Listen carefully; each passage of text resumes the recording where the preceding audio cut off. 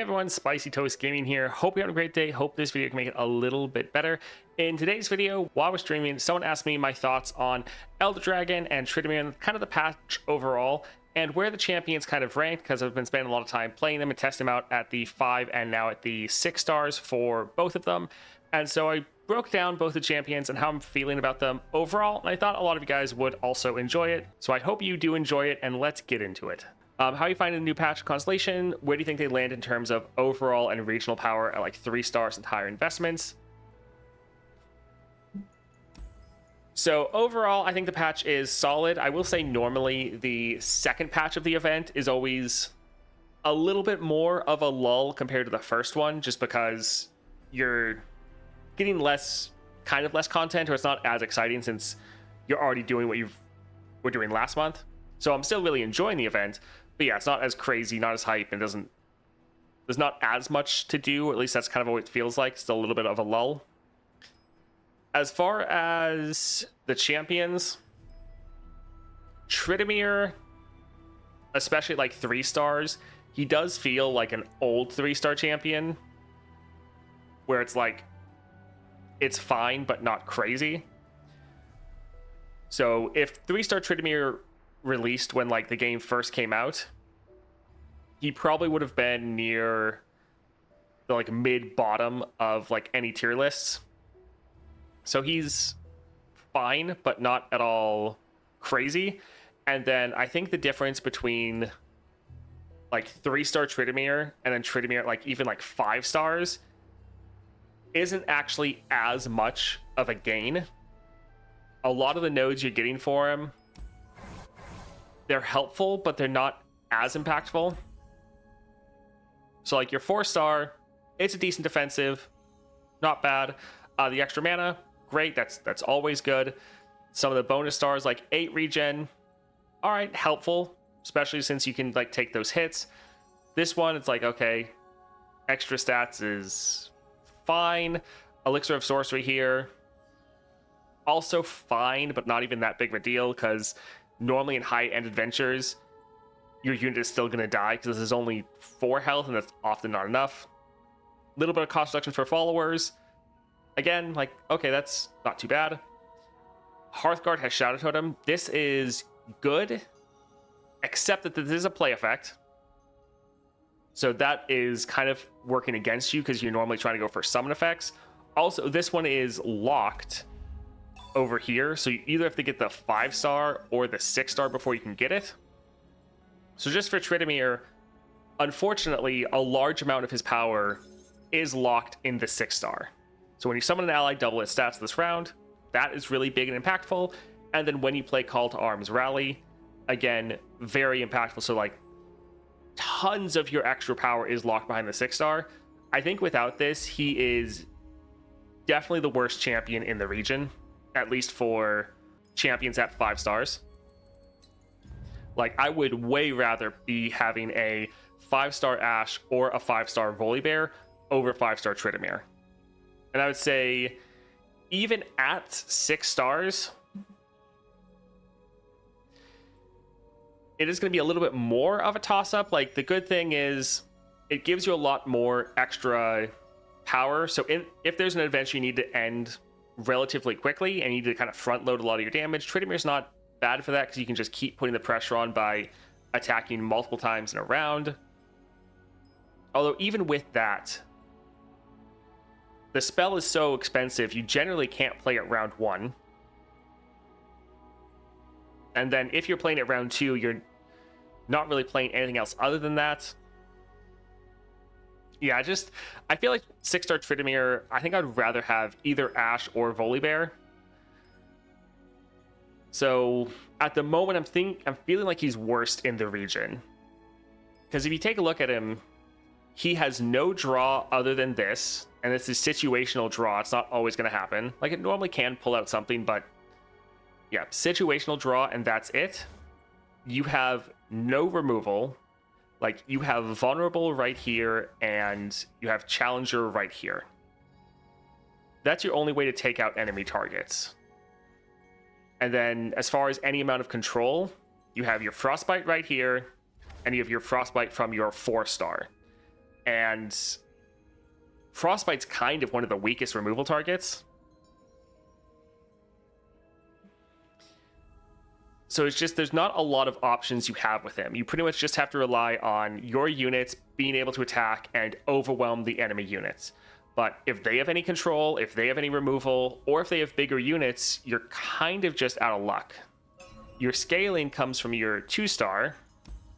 When allies attack, grant them 1/1. But baseline, before you get into 6 stars, this is only happening every other round. You don't have any scout attacks, you don't have any free attacks, and I don't even see it that often in adventures. Like, if you ever do see it, it's great, but yeah, it's not actually helping you as much as you would think it would, especially early on. Now, once you get the 6-star and you get that rally, it's a lot better. But you compare him to, like, Ash, which Ash obviously has a ton of Frostbite, so you have a lot more control. And for your 2nd-star power, you're doing this vulnerable for free every single round. And so that gives you more removal, which isn't too bad.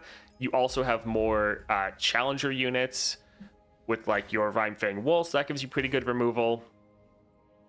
So it's like Ash has better removal than him and better control than him. And does she also have draw? Actually, I'm not even... let's see. Like, this one has draw, which isn't... Like, it's situational if he has to die, but it's not you have to die and then maybe get draw. And you have draw right here. So yeah, you have better draw, you have better removal, you have better control. All of that better than Tryndamere. If we take a look at Volibear, Volibear has way more removal because every time you summon a Titanic ally, it strikes the weakest enemy. You're doing this constantly, especially at the higher end.